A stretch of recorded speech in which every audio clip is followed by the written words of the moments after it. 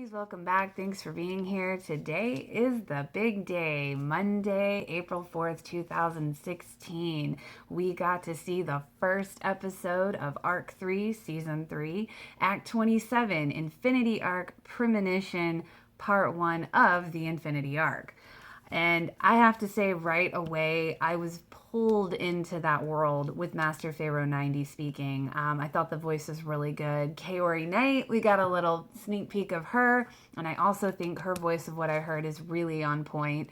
I really love that opening. It really just kind of pulled you in. At least it did for me. I think the animation is more of feeling like a cross between OSM and SMC, and I think it's a good balance. I really do like it, but regardless, it is definitely an improvement from Arcs 1 and 2, in my opinion.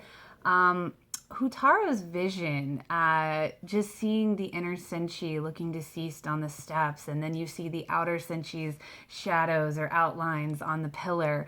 And then I'm assuming it was Hotaro's voice saying, the time has come, the light guided by the three talismans, the beginning of doom. That whole part it just gave me goosebumps. It was very well done, I think, in my opinion. The opening song on initially hearing it, and I did hear it in the trailer before, but now seeing it with the entire episode, I think was a little different. But initially, I think my issue with the song is that it doesn't leave an impact. It's not very, I don't know. It's just, it doesn't have a lot of punch to it.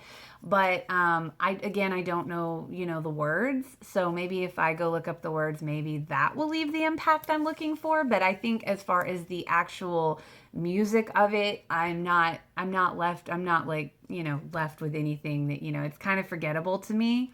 But at the same time, I know that it will grow on me because, well, I didn't like Moon Pride at first either, and that definitely grew on me, and now I really like it. So I know it will grow on me. But that's just my initial reaction to it. The dreams and premonitions are starting, and in particular for Mamoru. And this part was always so frustrating to me in OSM because I hated that those dreams kept him away from Usagi. So it was always so frustrating to me. So I know, and I knew it was coming, but it's like, I know it's going to be okay. I just have to keep reminding myself it's going to be okay. The dream of Usagi and Mamoru getting married, I'm so glad they put that in there because that was actually one of my favorite parts in OSM. So super glad they put that in there. And how cute was Diana? I know we saw her before on the other two arcs, but she's super cute in this episode. And who else thought it was super cute and funny of that shot of Luna and Kenji watching the news together? I just thought that was so funny. I think it's funny because I do kind of notice in this episode that I just, once again, I love how, intuitive Sailor Moon is in SMC versus how she was in OSM. So I do like that. And Michiru and Haruko's voices are pretty great. I think they're really good. I like Michiru and Mamoru's meeting. And of course, Mina and Mako are going gaga over Haruko. And, while Usagi is completely enthralled and entranced by him, I do agree with Usagi, Umino, why are you here? I was like, yeah, why are you here? Okay, bye. No, he annoys me. But I will say at least his Japanese voice is a lot better than the English dub voice, in my opinion. But yeah, that was just a funny little part that stuck out to me.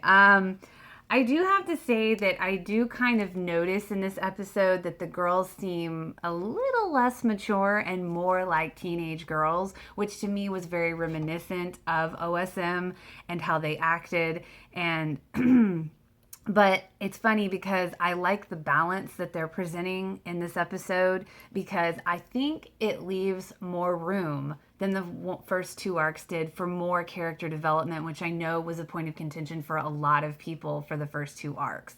So there might be a lot more character development there. And they've definitely, in my opinion, left room for it by doing that. So that was an interesting little thing to me that stuck out. I once again love the roses on Sailor Moon's transformation on the moon, and the flowers associated with each girl's planet on their transformation was a nice touch as well. The wink chain sword and the coconut for Venus and the coconut cyclone for Jupiter are definitely worth mention on this episode, as that was pretty cool. Initial reaction of the ending song, definitely like the ending song a lot more than the opening song as of right now. Initially speaking, I really do. That one left me it kind of impacted me a little bit, so I like that song definitely. But like I said, the opening's growing on me. So yeah, we'll definitely be moving on to Infinity One, the second part next week. And from that clip, it looks like there's going to be a lot more battles, fighting, kind of again reminiscent of OSM. So that should be fun.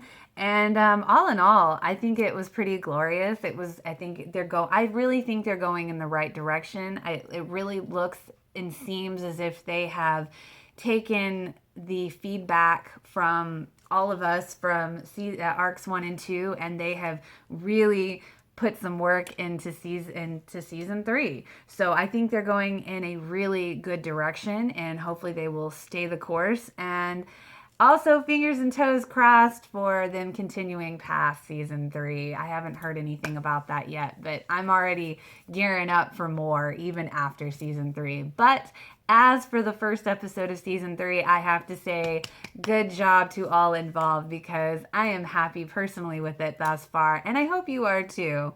And if you enjoyed, please feel free to like and subscribe. Until next time.